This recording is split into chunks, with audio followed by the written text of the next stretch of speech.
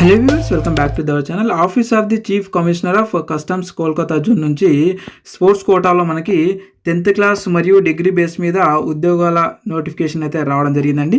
So ఇక్కడ మనకు ఉద్యోగాలు చూసుకున్నట్టయితే ట్యాక్స్ అసిస్టెంటు, హవాల్దారు, అలాగే మల్టీ టాస్కింగ్ స్టాఫ్ ఉద్యోగాలకు సంబంధించి ఈ నోటిఫికేషన్ అయితే రిలీజ్ కావడం జరిగింది. వీటికి అప్లికేషన్ చేసుకోవడానికి తెలంగాణ మరియు ఆంధ్రప్రదేశ్ వాళ్ళందరూ కూడా అర్హులే. అయితే వీటికి సంబంధించి పూర్తి వివరాలు అయితే ఈ వీడియో అయితే తెలుసుకుందాము. సో ఈ వీడియోని ఎవరు కూడా స్కిప్ చేయకుండా చూడండి, మీకు అర్థమవుతుంది ఈజీగా.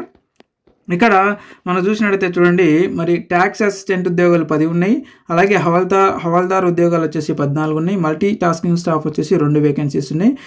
ట్యాక్స్ అసిస్టెంట్ ఉద్యోగాలకి 25,500 నుంచి 81,100 రూపాయలు పర్ మంత్ శాలరీ అయితే ఇస్తున్నారు. ఇకపోతే హవాల్దార్ ఉద్యోగాలకి 18,000 నుంచి 56,900 వరకు జీతం అయితే ఇస్తున్నారు. ఇక మల్టీ టాస్కింగ్ స్టాఫ్ ఉద్యోగాలకు వచ్చేసి 18,000 నుంచి 56,900 జీతం అయితే ఇస్తూ ఉన్నారు అనమాట.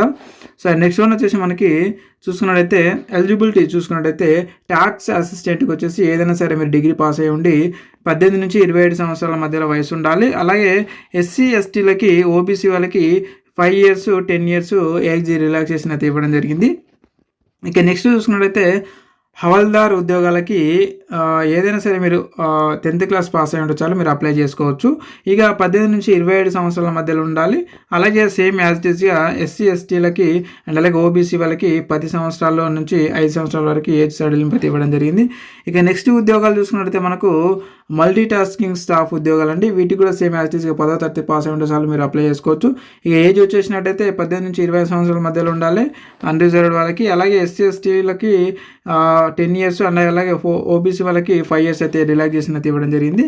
ఇక నెక్స్ట్ చూసుకున్నట్లయితే మనకి స్పోర్ట్స్ కోటా కింద వీటిని వాళ్ళు ఫిలప్ చేస్తున్నారు కాబట్టి ఇక్కడ ఇచ్చినటువంటి ఏవైతే 56 రకాల స్పోర్ట్స్ ఉన్నాయో వీళ్ళందరూ కూడా ఎలిజిబుల్ అనమాట. మీరు అందరూ కూడా అప్లై చేసుకోవచ్చు. అంటే ఈ 64 రకాలైనటువంటి ఏవైతే మనకు స్పోర్ట్స్కి సంబంధించినటువంటి సర్టిఫికేట్స్ మీ దగ్గర ఉంటే ఏ సర్టిఫికేట్ ఉన్నా సరే మీరు అప్లై చేసుకునేటటువంటి అవకాశం అయితే ఉందండి.